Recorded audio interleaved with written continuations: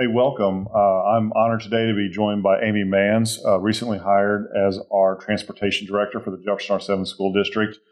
We talked about doing this podcast to cover the Danby change in time after school and kind of how we're going to look at that, and also just some bus protocols as well. But really, since we started looking at this in the last week, we've come to the reality that we are reaching out to you.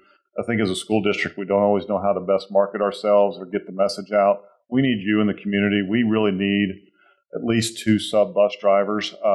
We lost one recently due to their personal circumstances. It's that time of year, but we could really use the community's help. So if you have a CDL or you're interested in helping out, if you would contact Amy, you can always call our central office and we'll direct you that way at 636-937-7940.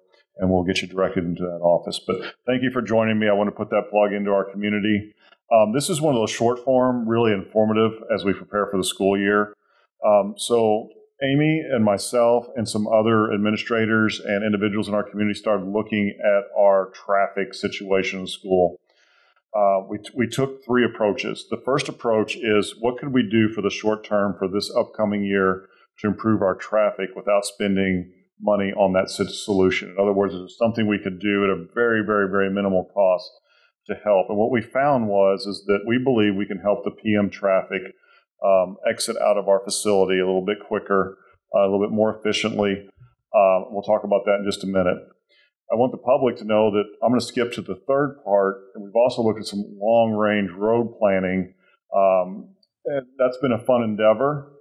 That would include not only, helping our current situation, but if we were to add buildings in the district at some point, that's not anything that's around the corner or urgent to look at, but I think always looking at that as a healthy thing for a community. And somewhere in the middle is this kind of, how can we help the AM traffic? And that'll be a study we engage in this year. That may require some budgetary funds to do, and we really don't know how that'll play out. We really want to study that this year, but thank you for joining me. I'm going to talk about the first change we're going to make is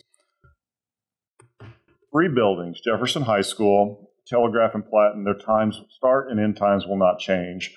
We've really looked at this, and we're going to bump Danby back from 7:25 in the morning, from 7:30 in the morning to 7:35. So a 5-minute bump back to 7:35 on a start time, and then a 2:45 dismissal. There's a lot of reasons for it. Number one, there is just simply the distance between the high school and Danby, and then you look at Danby to Telegraph's much shorter. 0.7 miles. I measured out years ago getting ready for the homecoming parade, so I remember that exactly. 0.7 miles down Blue Jay Way. You also have a lot of high school students driving out of there. So when the 2:35 bell hits, the high school traffic will begin exiting out.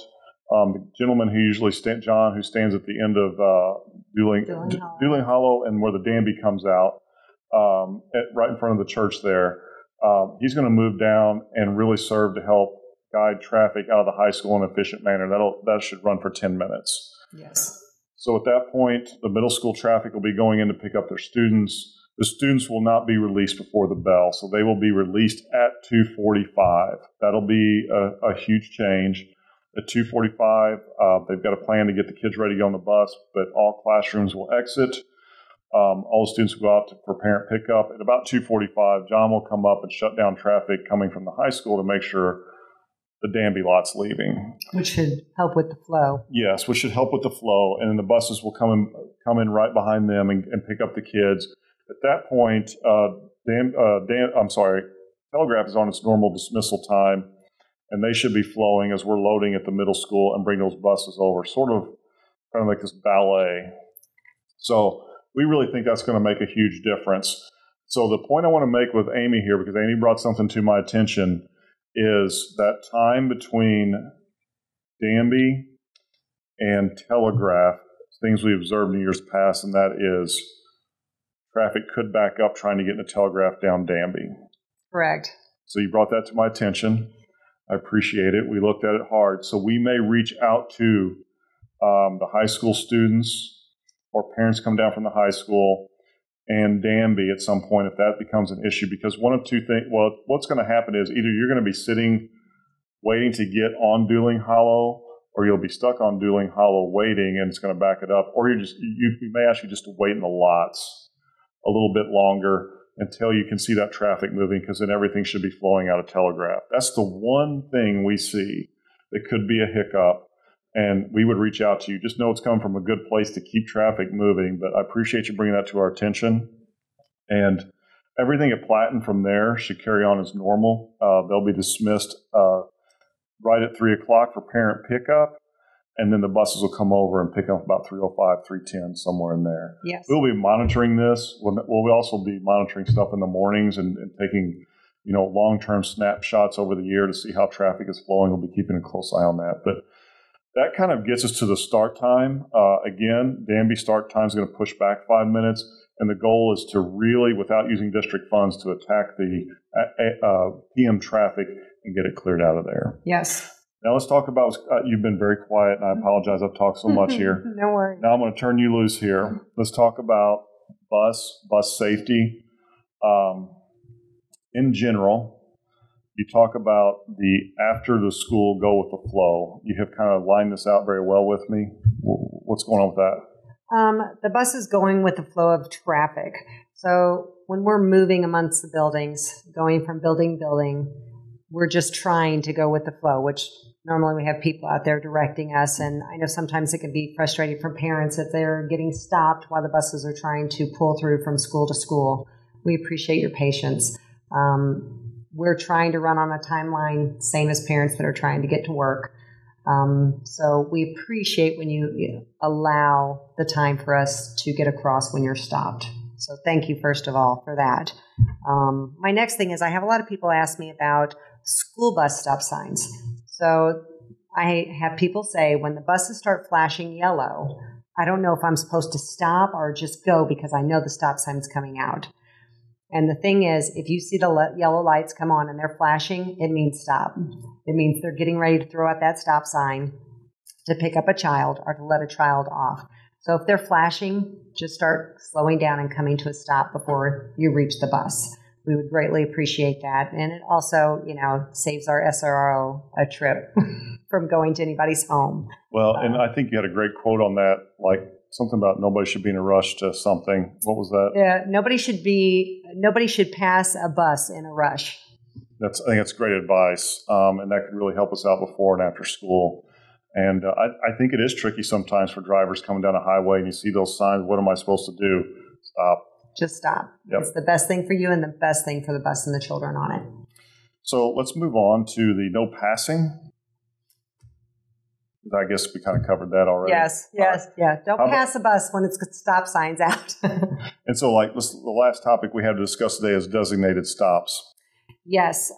Designated bus stops and the importance of them, of being at your designated stop. Now, most of the time, if your children are getting picked up at the end of your driveway, that's not an issue. They know where their designated bus stop is. When we're in large communities with groupings of bus stops, and your child wants to go down to their friend's house, that can put them in the danger of walking down on the side of the road, somebody not seeing them, of mom and dad wondering if they made it to school when they weren't at their bus stop, if mom and dad drive by and they weren't at their bus stop. Those are questions that we get phone calls on them, and parents are worried. Like, I know my kid went to the bus stop this morning, but I didn't see my kid at the bus stop. Are they at school now? So it's important to stress to your children that their designated bus stop is their safety zone and that they need to be where they're supposed to be. Anything else? I wanted to ask parents, I know there's a lot of confusion with this sometimes, the before your bus stop pickup time and the after. So if your bus stop pickup time in the morning is 7:20, and we ask that you be there 5 minutes before that, and to allow our buses 5 minutes after that.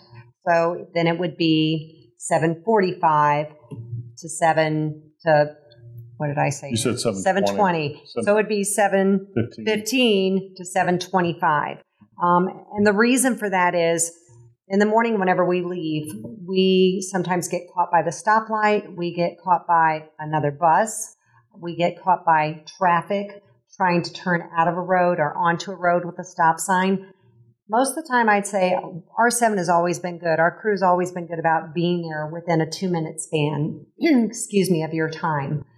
But sometimes stuff happens. There's a child that forgot their backpack, and we are kind enough to say, well, hurry up and go back in and get it. And then the next child forgot something, so they run back over there and get it. So, which also brings up the importance of trying to make sure your child is prepared to go out the door to the bus stop. So that's what I was going to ask, is just that sometimes we do need that extra 5 minutes before their designated pickup in the morning. Ultimately, it's the goal that we get to and from school safely in a manner. And I'm going to go back to the original statement. We really are doing a lot of planning. It's hard to find substitutes in general, but if we could find a couple bus subs, would be a huge deal to help protect those student trips, not only to and from school, but also after school, to provide those opportunities without as few hiccups. Even if we could find 2, would be awesome. So if you have any help there, again, 636-937-7940. Any help there would be greatly appreciated. In summary, just be smart around the buses, give them some grace, and also the Danby start times being pushed back 5 minutes. And I think you'll start to see that flow. We're going to attack what we can without any district funds being used for the PM dismissal, so kind of follow our guidance there. I think it's going to smoothly go very smoothly. We may ask a little help on the telegraph pickup if we see that line backing up. But I'm ready for the school year. It's been great working with you this summer. I know we're going to have a great year no matter what's in front of us, and we love being a part of this community. Thank you. Thank you. I'm super excited.